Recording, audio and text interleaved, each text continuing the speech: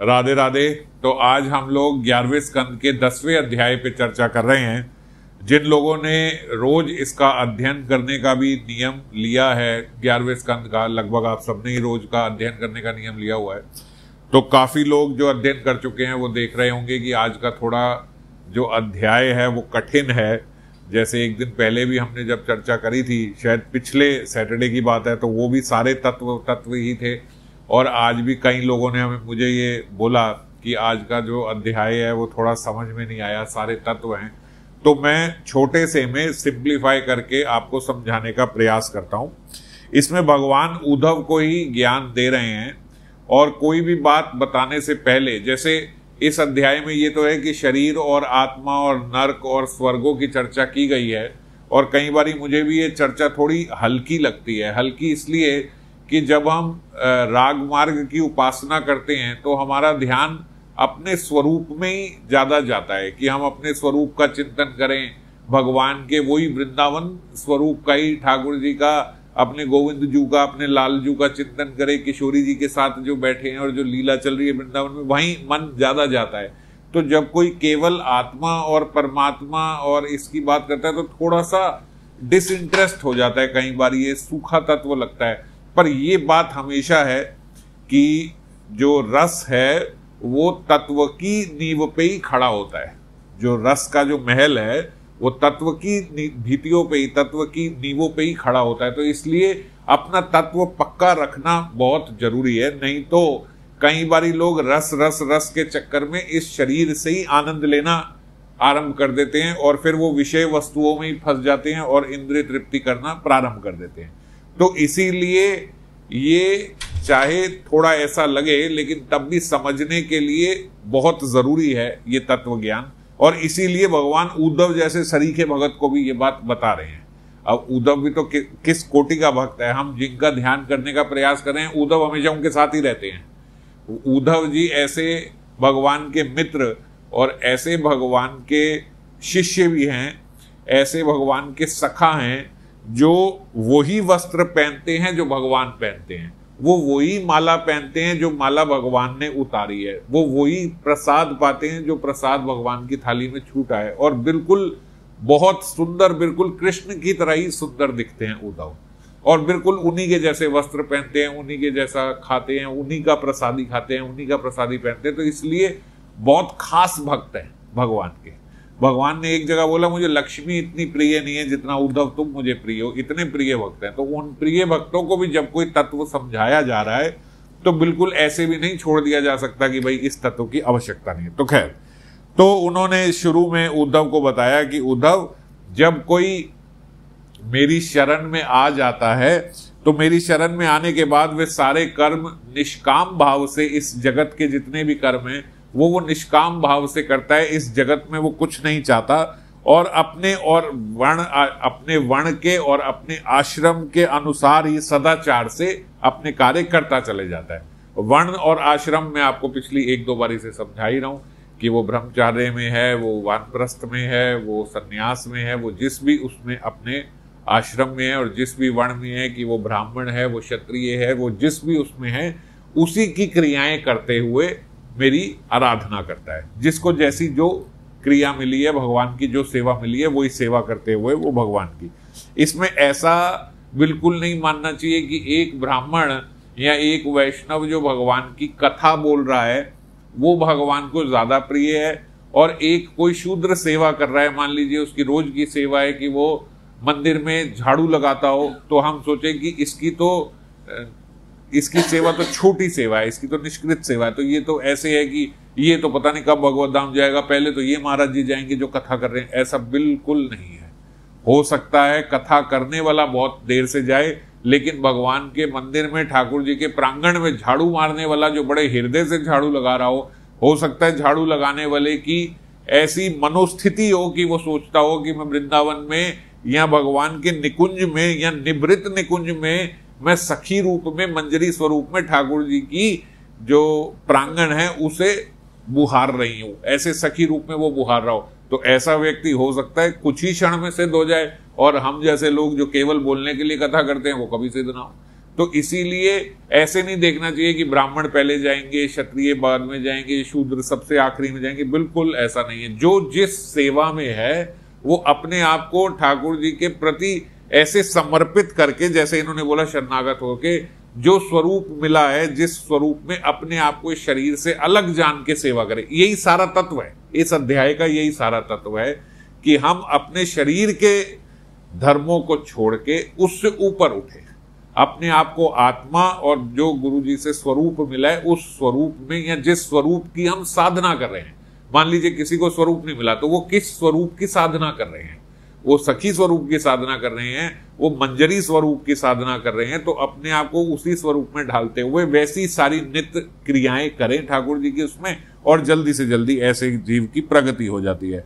और इस जगत के जितने भी विषय वस्तुएं हैं जिनसे इंद्रिय सुख मिलता है, उसको वो बिल्कुल ऐसे ही देखे जैसे स्वप्न में हमें जो सुख और दुख मिलता है। जैसे स्वप्न में अगर मुझे ऐसा हुआ कि मैं किसी हवाई जहाज में जा रहा हूं और फिर मैं किसी फॉरेन लैंड में पहुंच गया और मैं वहां बड़ा एंजॉय कर रहा हूं, तो इस तरीके का जो स्वप्न है वो उस समय असल में सुख दे रहा होता है, पर जैसे ही स्वप्न टूटता है तो पता लगता है ओहो ये तो स्वप्न था।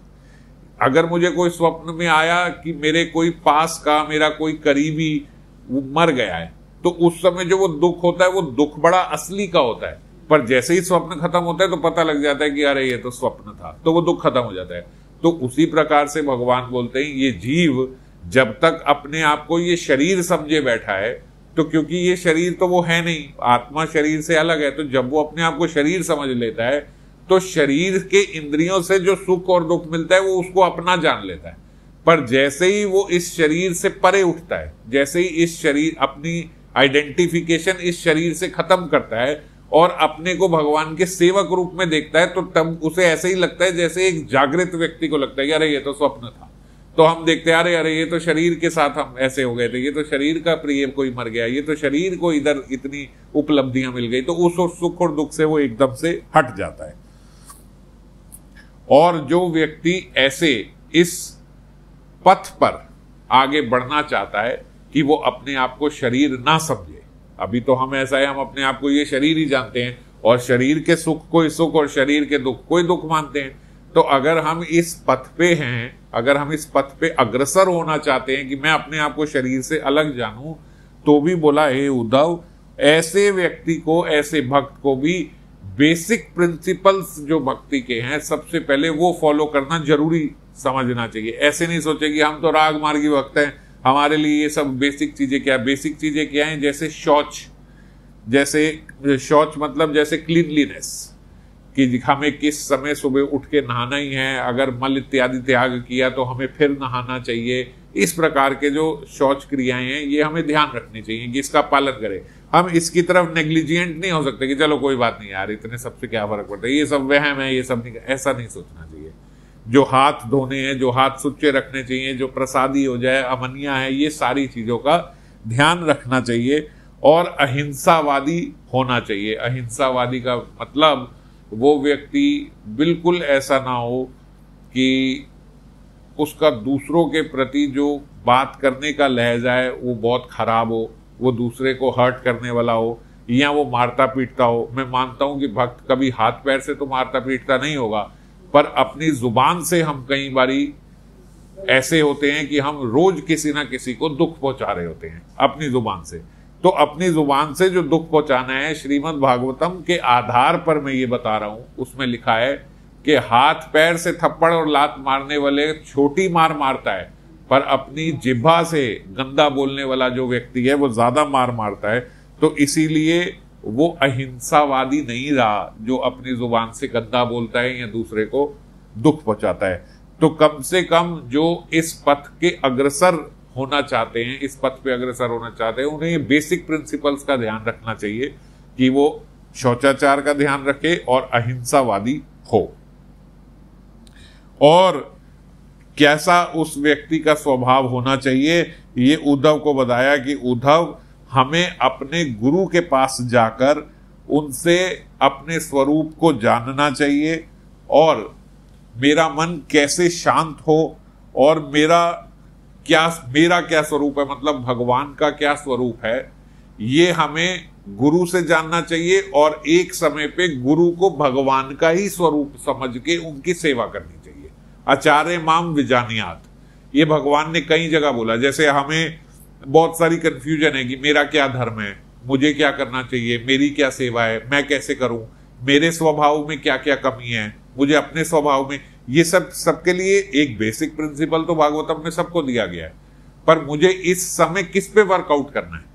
जैसे मैं कितनी बार ये उदाहरण देता हूं कि जब हम जिम इत्यादि में भी जाते हैं, जब हम कॉलेज में भी जाते हैं, तो हमें पता है, हम स्कूल में जाते हैं, हमें पता है ये सारी बुक आनी है, ये सब आनी है, पर जब हम टीचर के पास जाते हैं तो वो बताता है कि ये इंपॉर्टेंट है, और फिर वो टीचर जब आपको पढ़ाते हुए देखता है कि ये आपका वीक पॉइंट है, इस पे ज्यादा मेहनत करो, वो बोलता है ना कि ये आपका ये वीक है, इस पे ज्यादा मेहनत करो।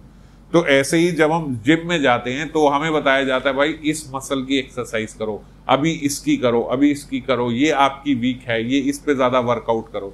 ऐसे ही जब हम गुरु के पास जाते हैं तो हमें हमारी स्पिरिचुअल मसल्स बनानी है। यहाँ पे जब हम गुरु के पास गए तो गुरु हमें ठीक तरीके से उपदेश दे सकते हैं कि हमें किस समय कौन से स्वभाव को ठीक करना है, किस समय हमें किसकी ज्यादा प्रैक्टिस की जरूरत है, किस पे हमें ज्यादा वर्कआउट करना है, क्या चीज हमें इंप्रूव करनी है। पर आज तो ऐसा हो गया कि अगर आप किसी को बोल दो कि आपकी में ये खराबी है तो वो सुनना नहीं चाहता। वो बोलता है आप मुझे ये मत बताओ मेरे अंदर क्या खराबियां, आप ये बताओ मेरे अंदर क्या क्या खूबियां हैं। और अगर किसी को सीधा बता दो तो हम खुश होते हैं कि भाई हमें कोई बताए कि मेरे अंदर क्या कमी है। और आजकल लोग ऐसे उन्हें बता दो तो वो ये बोलते हैं कि भाई आप डिस्करेज कर देते हो प्रभु जी, आप सीधा डिस्करेज करते हो ये बोल के कि हमारी ये कमी। ये क्या है डिस्करेज करते हो? अरे अगर आप इस पथ पे अग्रसर हो तो आपको प्रसन्न होना चाहिए, कोई ये बता रहा है कि आपकी ये कमी है, इस पे वर्कआउट करो। अब मान लीजिए आप स्कूल में गए और किसी बच्चे को बोला कि आपका ये वीक पॉइंट है, आप इस पे प्रैक्टिस करो। वो कहे मैडम आपने मेरे को डिस्करेज कर दिया ये कह के कि मेरा वीक पॉइंट है। अगर नहीं करेंगे, आपको नहीं बताएंगे तो किसका नुकसान है? आप जब एग्जाम देने जाओगे तो आप उसी में फेल हो जाओगे, या उसी की वजह से आपके नंबर कम आएंगे क्योंकि वो आपका वीक पॉइंट था और आपने बताने का भी दिया नहीं। आप तो हमेशा ये सुनना चाहते थे आप बहुत अच्छे हो, बहुत अच्छे हो, बहुत अच्छे हो। मैंने पिछली बार भी ये चर्चा करी थी कि आप डॉक्टर के पास जाते हो तो आप क्या सुनना चाहते हो कि डॉक्टर मुझे बताए कि मेरी कमी कहां है, मैं क्यों ठीक नहीं रह पा रहा हूं, क्यों मुझे बार बार बुखार आ जाता है, आप बताओ। और डॉक्टर ने बताया कि देखो आपके ब्लड में ये काउंट्स ज्यादा हैं, तो आप डॉक्टर को कहोगे डॉक्टर आपने डिस्करेज कर दिया मुझे। आपको तो बोलना चाहिए था कि आपका सब कुछ ठीक है, तो उससे आपकी बीमारी क्या ठीक होगी? नहीं होगी। तो इसीलिए भगवान उद्धव को भी ये बात बता रहे हैं कि गुरु के पास जाओ, उनकी सेवा करो, उनसे पूछो विनम्र भाव से कि मुझे कहाँ किस क्षेत्र में मुझे ज्यादा मेहनत करनी है, और फिर उसी क्षेत्र में मेहनत करके आगे बढ़ो। शिष्य के भी कुछ गुण होने चाहिए। हम गुरु के तो देखते हैं कि गुरु ऐसे हो, गुरु ऐसे हो, पर शिष्य के भी गुण होने चाहिए। क्या गुण होने चाहिए? कि शिष्य कभी, कुछ बेसिक चीजें हैं जिनका हर शिष्य ध्यान रखे, कभी किसी के बारे में बुरा ना सोचे, बुरा ना सोचे। जो हमने सुनीति माता ने जो ध्रुव को उपदेश दिया था, हमने बहुत लंबी इस पे चर्चा करी थी। जो उन्होंने सावधान कर दिया था कि सावधान बच्चे, किसी के बारे में बुरा मत सोचना। भले तुम्हारी माता सुरुचि ने तुम्हें बात गुस्से में बोली होगी, पर बात बिल्कुल सही बोली है, इसीलिए गलती से भी उनके बारे में कुछ बुरा मत सोचना, क्योंकि जो गड्ढा तुम दूसरों के लिए खोदोगे तो पहले उसमें तुम गिरोगे। तो माता सुनीति ने जो उपदेश दिया था वो अपने कंठ में बांध लेने लायक है, बहुत इंपॉर्टेंट है, जिसको हम कहते हैं गांठ बांध लो। वो गांठ बांधने लायक उपदेश है। इतने क्रोधित होके ध्रुव महाराज आए थे, उनको देख के माता घबरा गई थी कि छोटा सा बालक और एकदम लाल होके कांप रहा है। और जब उसकी बात सुनी तो बात सुनते ही ये बोला कि बच्चे क्रोध नहीं, और किसी के बारे में बुरा नहीं सोचना, बिल्कुल बुरा मत बोलना, जो बात बोली है वो बताओ। और जब उन्होंने बात बताई कि उन्होंने मुझे पिता की गोद में बैठने नहीं दिया, और उन्होंने मुझे ये बोला कि जाओ अगर तुम्हें पिता की गोद में बैठना है तो पहले भगवान के पास आराधना करो, भगवान के पास जाओ, जब भगवान मिल जाए तो उन्हें बोलना कि मेरी कोख से तुम्हें जन्म दे, तब तुम अपनी पिता की गोद में बैठ सकते हो। कोई भी जो माता दूसरी माता होगी वो उसके प्रति अपने बच्चे को भड़काएगी कि वो तो माता खराब है, तुम मत किया करो, वो कुमाता है, ये है वो है, तुम छोड़ो, मैं तुम्हें अपने पिता की गोद में बिठाऊंगी, ऐसा सब करेगी। पर माता सुनीति ने ऐसा नहीं किया।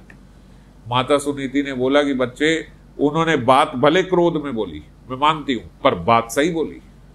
अरे पिता की गोद में बैठने के लिए क्या ललायित होते हो, जाओ जाके भगवान का भजन करो। और उन्हीं माता सुनीति के इस सदुपदेश के कारण ध्रुव महाराज को 6 साल में 6 महीने में भगवान मिल गए।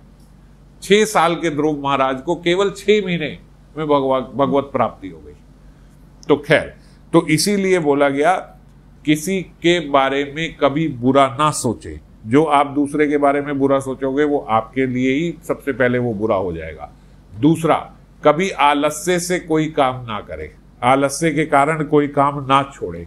ऐसा ना हो कि क्योंकि आलस्य तमोगुणी माना गया है कि शिष्य को बोला कि ये काम आपको करना चाहिए और आजकल शिष्य अरे कर देंगे, अभी कल कर देंगे, अब कर दूंगा, बस अभी थोड़ी देर में कर रहा हूं, बस अभी, बस कल आपको मिल जाएगा, परसों हो जाएगा गुरुजी, ये हो जाएगा। इस प्रकार का नहीं। बहुत बहुत बहुत खराब आचरण है कि आपको कोई सेवा मिली और आपने ऐसे टाल दी कि अभी नहीं, अभी नहीं, अभी नहीं। ऐसे बोला जाता है कि आलस्य करने वाला जीव जितने क्षण अपने गुरु की आज्ञा को डिले करता है, उतने 100 वर्ष वो अपना आगे का जो भगवत काल है जिसपे उसको भगवत प्राप्ति हो सकती है वो डिले कर देता है। समझ गए? कोटि गुना लिखा है एग्जैक्टली कि जितने क्षण आप डिले कर रहे हो उतने कोटि गुना आप अपना भगवत प्राप्ति डिले कर रहे हो।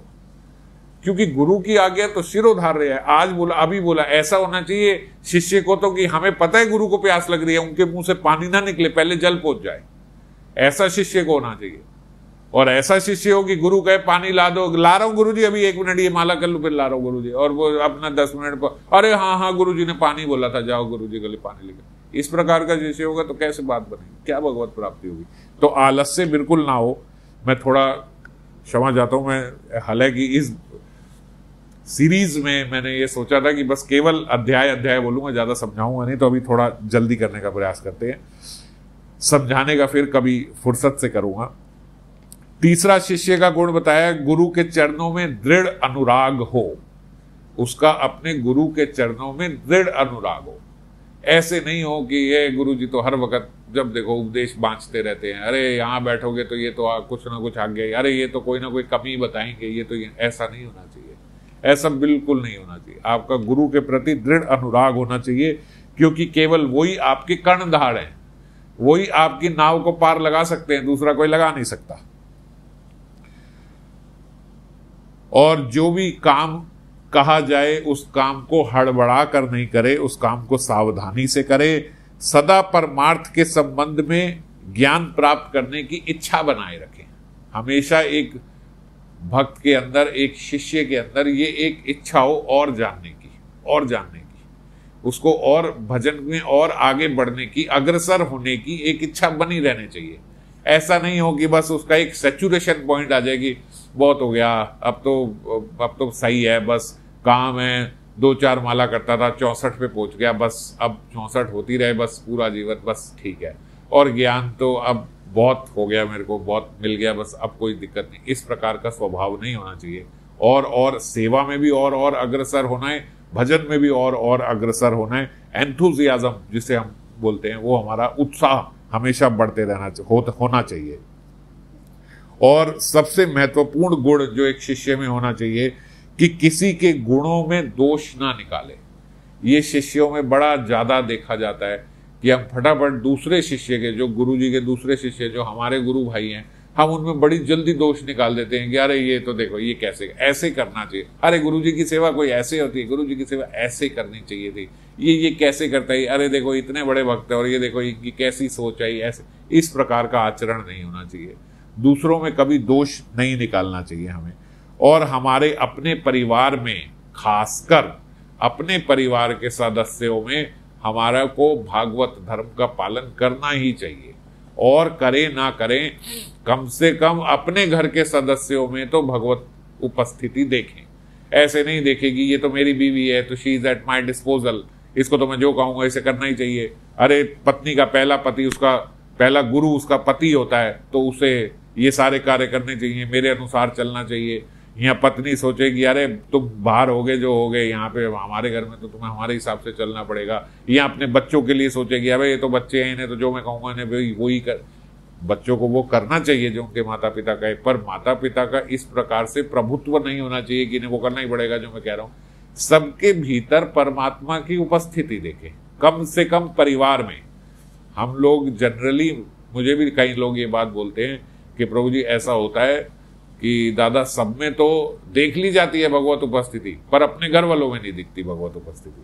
और यहाँ पे भगवान उद्धव को बता रहे हैं कि उद्धव, अपने परिवार वालों में तो कम से कम सब में भगवत उपस्थिति दिखनी चाहिए, क्योंकि हम सबसे ज्यादा गलत आचरण अपने घर में अपने परिवार वालों के साथ कर देते हैं। बाहर वालों के साथ तो हम बड़े मीठे रहते हैं, पर अपने घर में हमारा आचरण खराब हो जाता है। इसलिए अपने परिवार के सदस्यों में हमें हमेशा भगवत दर्शन करने चाहिए। और फिर उद्धव को आगे बताया कि देखो उद्धव, जो जलने वाली लकड़ी है और जो अग्नि है वो अलग अलग है। अब एक लकड़ी में आग लगी हुई है, तो जिस लकड़ी में आग लगी हुई है, आग तो लकड़ी में लगी हुई है, अब एक ही चीज है, लकड़ी जल रही है, पर तब भी हमें मानना चाहिए कि ये अग्नि अलग थी, लकड़ी अलग थी। अब अग्नि और लकड़ी एक हो गए हैं, पर अग्नि और लकड़ी हमेशा अलग थे। तो ऐसे ही लकड़ी की तुलना शरीर से करी और अग्नि की तुलना आत्मा से करी। आत्मा ही इस शरीर को चलायमान है, चला रही है, एनर्जी दे रही है, फ्यूल दे रही है। वरना लकड़ी तो बस ऐसे ही पड़े रहती, वो कुछ नहीं कर सकती थी, पर आत्मा रूपी अग्नि ने उस लकड़ी को भी चलायमान किया। तो हमें उनमें भेद हमेशा समझना चाहिए। मतलब अपने आप को ये कई बार घुमा फिरा के इस अध्याय में 3-4 श्लोकों में यही बात बोली है कि हम अपने आप को शरीर, जिसको जैसे समझ में आ जाए, इसलिए अलग अलग तरीके से प्रस्तुत करी गई है ये बात कि हम शरीर को और आत्मा को अलग जाने। मतलब हम अपना मैं भाव जो है कि ये मैं हूं, उसको शरीर में ना डालें, शरीर में अभिमान ना रखें कि मैं ये हूं, इस प्रकार से ना रखें। आत्मा किसी भी शरीर में होती है तो वो उस शरीर का स्वरूप ले लेती है। जैसे इस प्रकार से उदाहरण दिया गया कि मान लीजिए ब्रह्मा है, एक तरफ तो ब्रह्मा है, ब्रह्मा इस भौतिक लोकों के सबसे उच्च लोक के सबसे उच्च व्यक्ति ब्रह्मा, और इस जगत में सबसे छोटी मान लो चींटी है। तो ब्रह्मा और चींटी के अंदर एक ही आत्मा है, आत्मा में भेद नहीं है, आत्मा वही है। ऐसे नहीं कहेंगे कि ब्रह्मा की तो बड़ी श्रेष्ठ आत्मा है और चींटी की तो बड़ी दुष्ट तुच्छ आत्मा है, ऐसा नहीं है। आत्मा एक ही है, भगवान का अंश है। पर जीव अपने कर्मों के आधार पे, अपने स्वभाव के आधार पे जैसा वो है, वो वैसा शरीर उसको अगला मिल जाता है।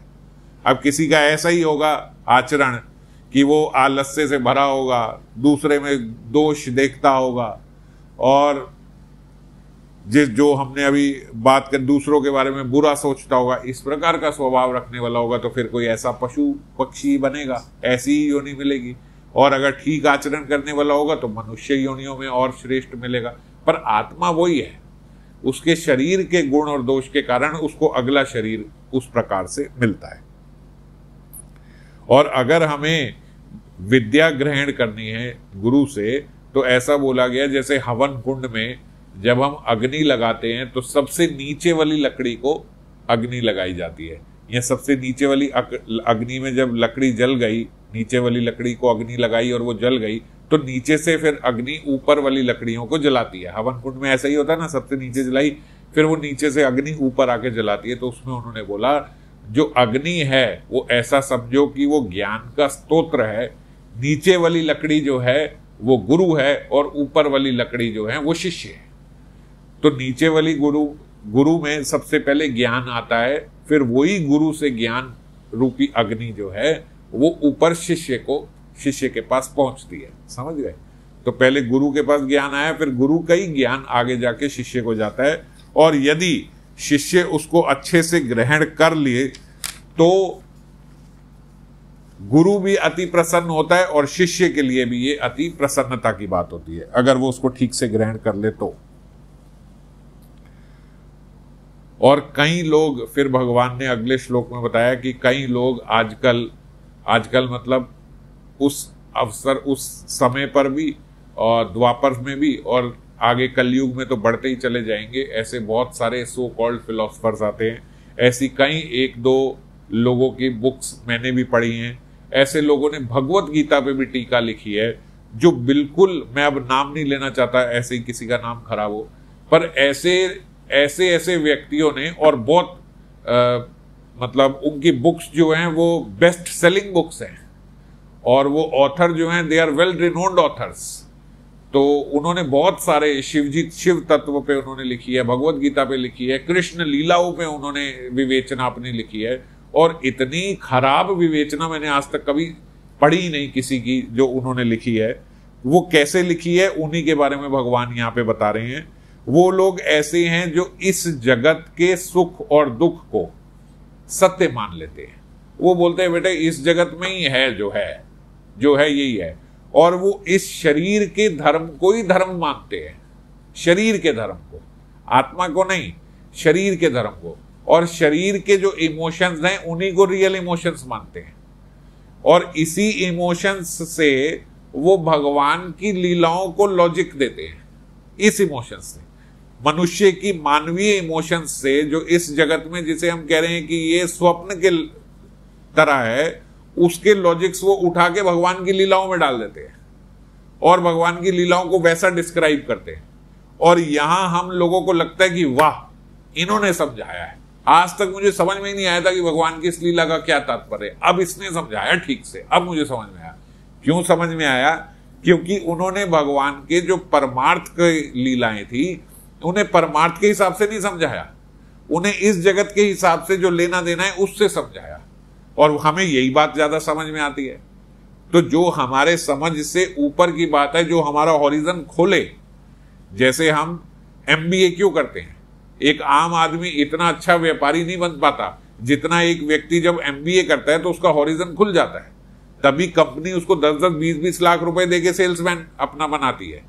MBA वालों को ही बनाती है ना, क्योंकि उन्हें पता है कि ये हमारा प्रोडक्ट अब बेच पाएगा, अब इसका हॉरिजन खुल गया है। जैसे मैं एक उदाहरण पहले भी कई बार देता हूं कि जब एक बहुत बड़ी जूते बनाने की कंपनी ने बोला कि अफ्रीका की मार्केट एक्सप्लोर करो, अब हमें अफ्रीका में अपने जूते एक्सपोर्ट करने हैं, तो एक व्यक्ति उन्होंने अपना सेल्समैन भेजा, वो अफ्रीका में गया, उन्होंने कहा महाराज वहां भूल जाओ, अफ्रीका में आपके जूते बिक ही नहीं सकते, बिल्कुल नहीं, जीरो, खत्म, वहां फैक्ट्री लगाने की सोचना भी मत, वहां एक जूता नहीं बिकेगा। बोला क्यों?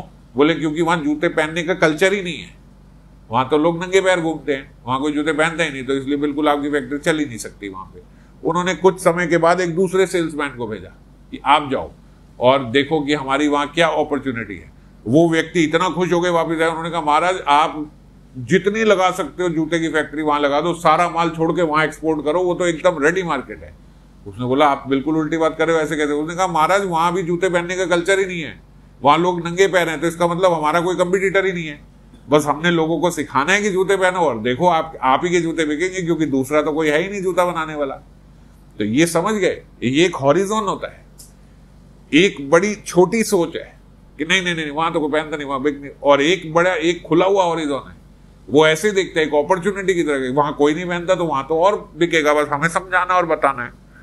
इसीलिए इस आज इतने विज्ञापन आते हैं, इतनी एडवर्टीजमेंट आती है, क्योंकि जो आपके मन में नहीं है, एडवर्टीजमेंट आपके मन में वो बात पैदा कर देती है कि आपको इसकी जरूरत है।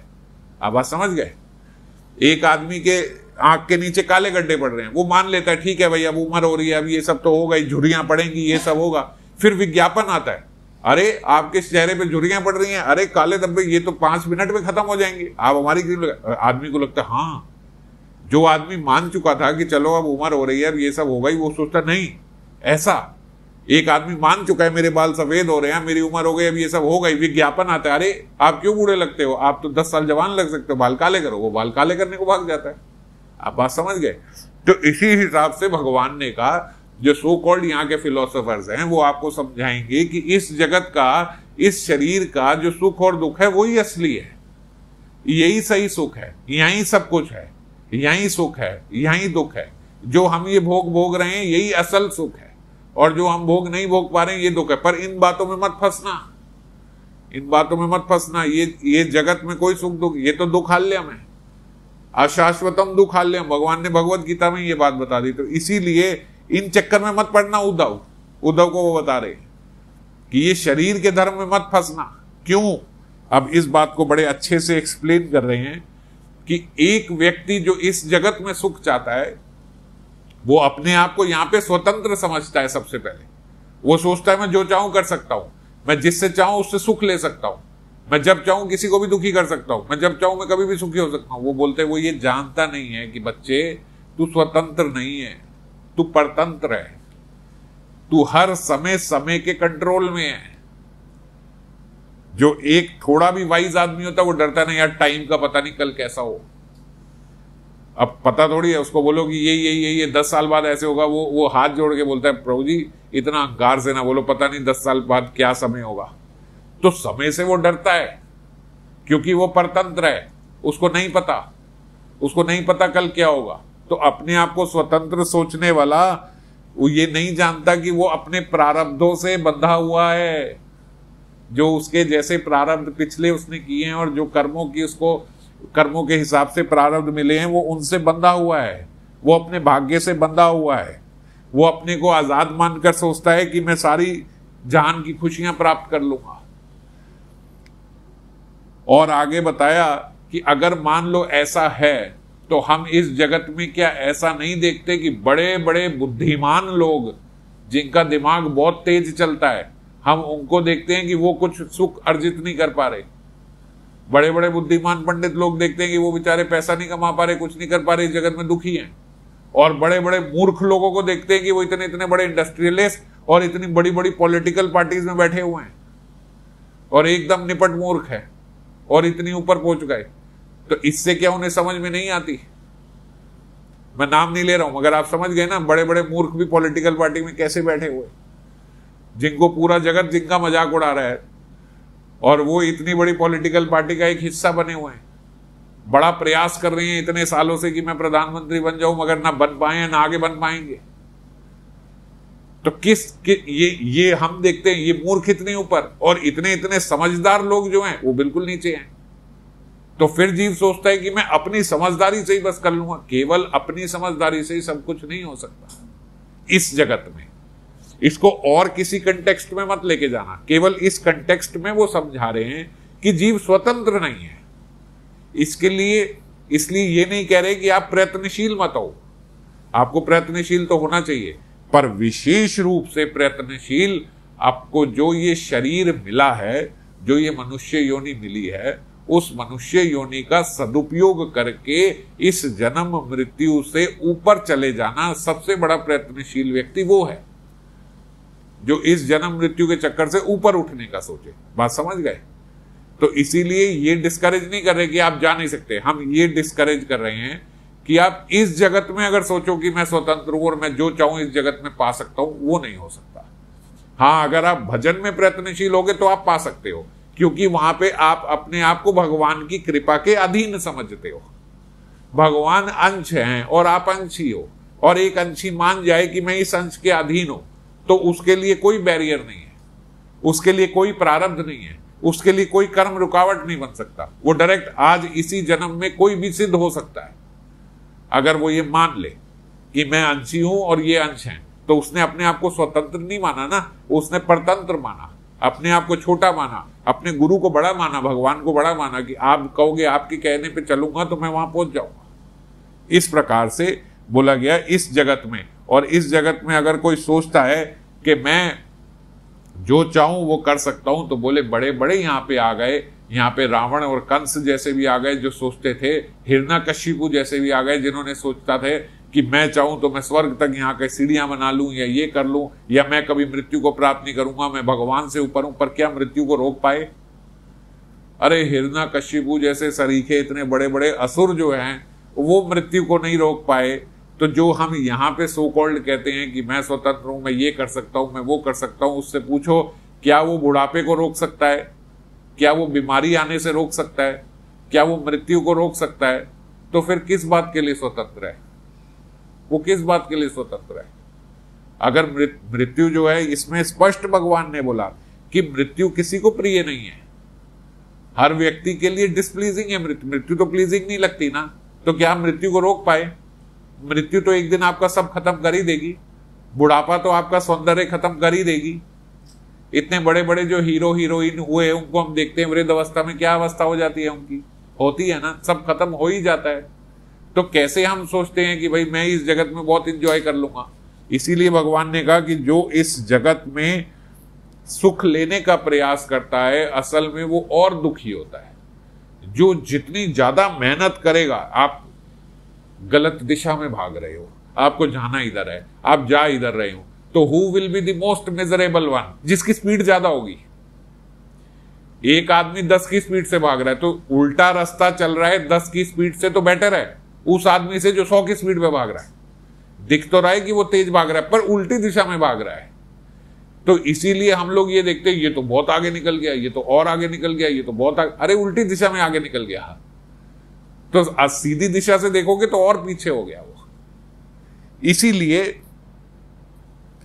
ये बताया गया कि जैसे उदाहरण देकर कि जैसे मनुष्य मान लो फांसी पे जा रहा है, एक मनुष्य को फांसी लगाई जा रही है, तो उस फांसी लगने वाले मनुष्य को बीच में बोलो कि ये देखो, ये देखो, ये तेरे लिए इतनी सुंदर स्त्री, ये केवल तेरे लिए, ये देख, ये तेरी आरती उतार रहे हैं, ये देख, ये चंदन आदि तेरे पे लिपटाया जाएगा, ये देख तेरे पे पुष्प वर्षा हो रही है, क्या वो ये सब उसको आनंद देगी?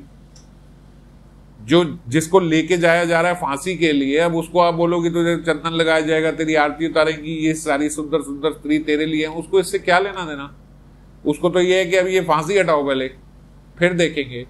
तो ऐसे ही उन्होंने बोला, एक विवेकशील मनुष्य जिसे पता है कि थोड़े सा काल में मृत्यु उसका इंतजार कर रही है, वो इस जगत के सो कॉल्ड इंद्रिय तृप्ति के विषयों में कैसे फंस सकता है?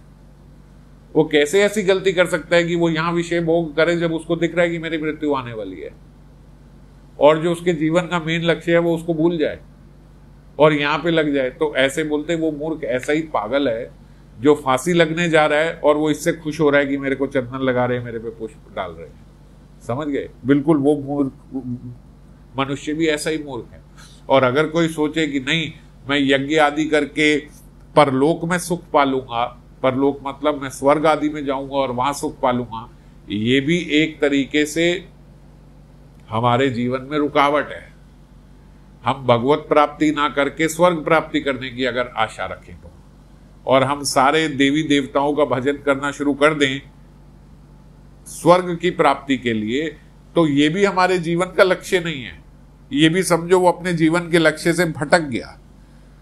परलोक का सुख भी दोषयुक्त है, क्योंकि वहां पे भी बराबरी वालों से हमारे को जेलसी होती है, वहां पे भी ईर्ष्या होती है, वहां पे भी काल का प्रभाव है, वहां पे भी काल खत्म हो जाता है और मरने का भय लगता है, वहां से भी नीचे गिरा दिया जाता है।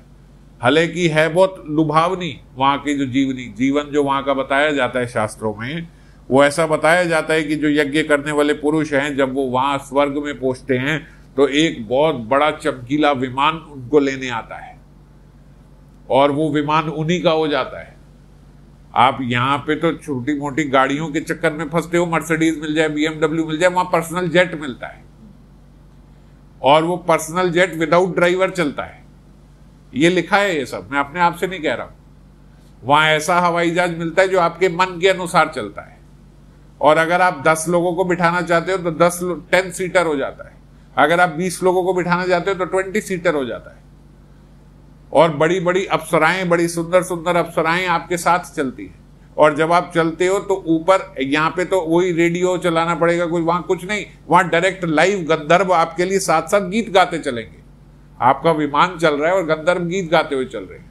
और अगर आपका मन आज किसी बीचीज में जाने को है तो वो विमान आपको एक बीच पे ले जाएगा। आपका मन पहाड़ों में जाने का है, वो मन आपको पहाड़ों में ले जाएगा। आपका मन किसी बढ़िया सुंदर बगीचे में जाने का है जहां नदी बह रही हो साथ में, वो विमान आपको वहां पे ले जाएगा।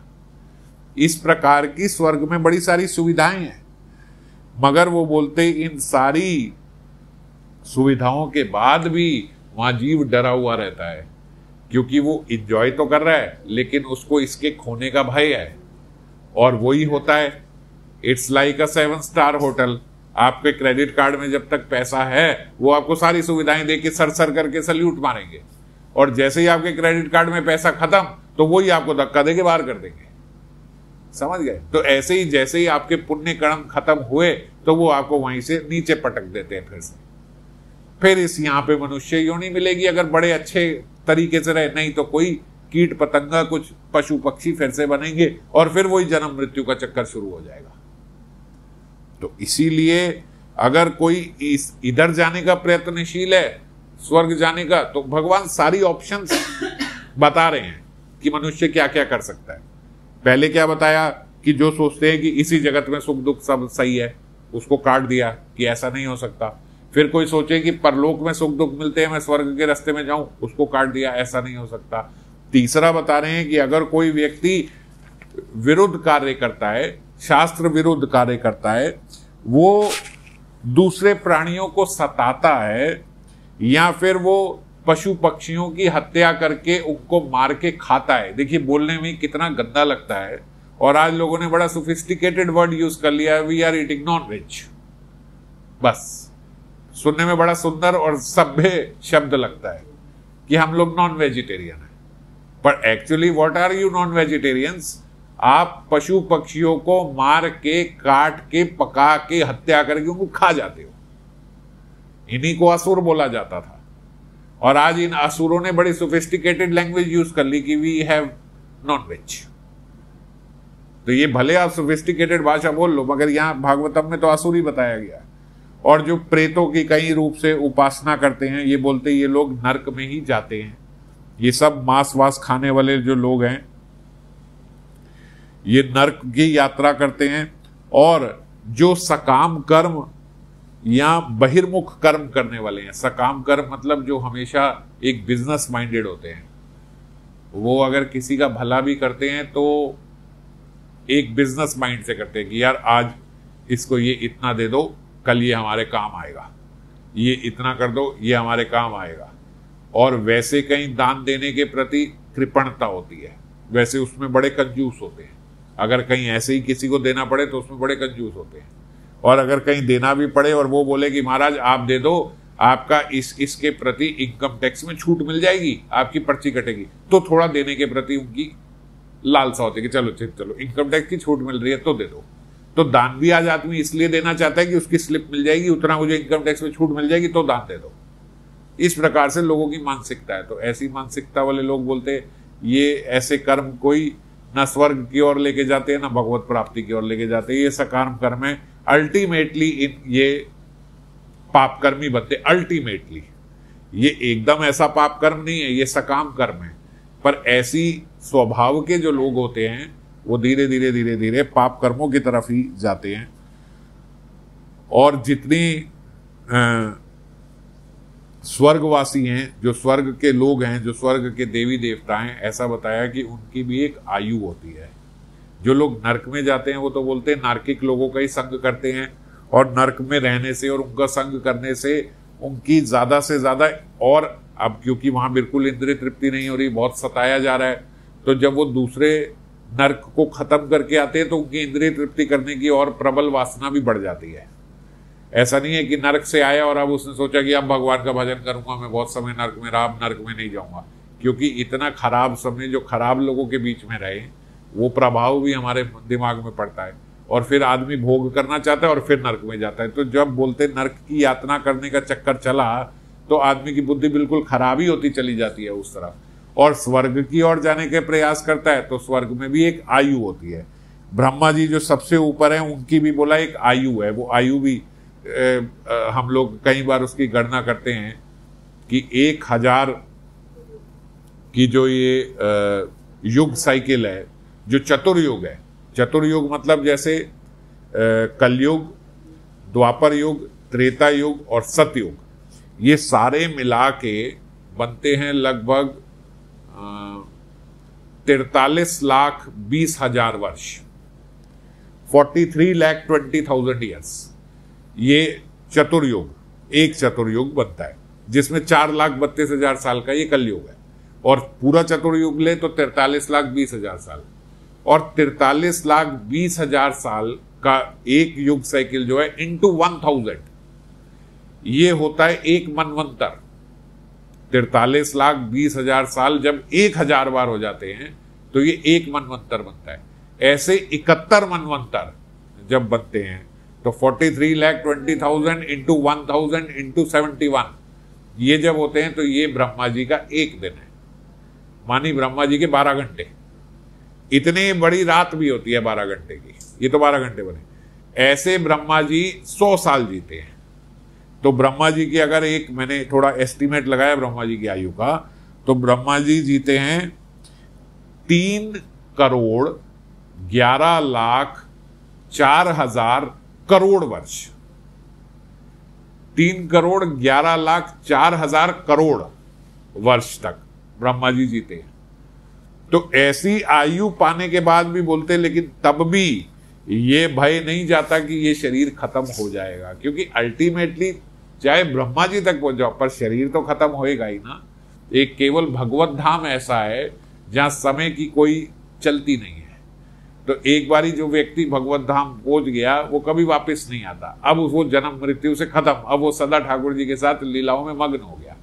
इसीलिए इस मनुष्य योनि का ये परम लक्ष्य है कि हम भगवत धाम जाने की ओर अग्रसर हो। हम ऐसे ही रहें, ठाकुर जी की लीलाओं में मस्त होने का प्रयास करें, ठाकुर जी के स्वरूप में चिंतन करें। यहाँ स्वतः आनंद मिलेगा, यहीं पे रहते रहते वो आनंद मिलेगा। तो जब ये सारी बात सुनी उद्धव जी ने, तो अंत में उद्धव जी ने कहा, ठाकुर जी हे मेरे गोविंद, आपने इतना कुछ बताया, पर ये बताओ जब आत्मा जीव शरीर के अंदर रहती है तो शरीर के सुख और दुख से अपने आप को आइडेंटिफाई करेगी। ये कैसे पता उसको, कैसे वो कैसे उससे अलग जाने अपने आप को?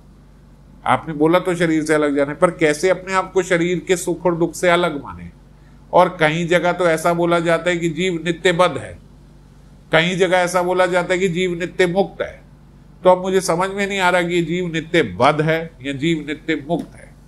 नित्य बद्ध मतलब जो हमेशा से बद्ध थे, हमेशा से यहीं थे, नित्य मुक्त मतलब जो हमेशा से वहीं थे। तो मुझे समझ में नहीं आ रहा कि ये जीव नित्य बद्ध कौन होते हैं, नित्य मुक्त कौन होते हैं। और जो आपके भक्त हैं या जो बद्ध जीव हैं, उनके चलने में, उनके फिरने में, उनके खाने में, उनके पीने में, उनके क्रिया करने में, उनके मल त्याग करने में क्या अंतर होता है? बद्ध जीव कैसे कार्य करता है और जो सिद्ध जीव है, जो नित्य सिद्ध है, जो आप कह रहे हो कि नित्य मुक्त है, वो नित्य मुक्त जीव कैसे कार्य करता है? इन दोनों में क्या भेद है? तो अब कल के जो अध्याय आएगा भगवान उसमें समझाएंगे कि इन दोनों में क्या भेद है। यहां बस उद्धव जी ने प्रश्न पूछा और ये अध्याय खत्म हो गया। कल के अध्याय में वो बताएंगे कि इन दोनों में क्या भेद है।